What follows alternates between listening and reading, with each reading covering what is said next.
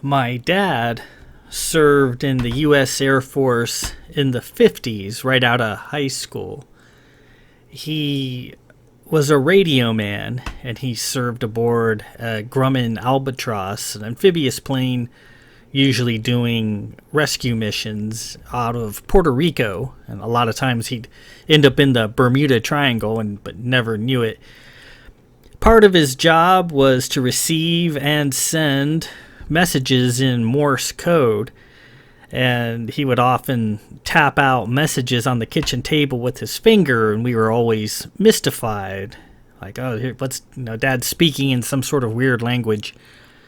Well, my dad passed away a few years ago, and to honor his memory, I wanted to learn this arcane skill that he had of Morse code. So I've been studying it for about a month, getting better, still pretty slow, but I wanted to tap out a message from history, see if you can decipher it. If you can, leave it in the comments. Every so often I'll post a new video with a new message and see what we got.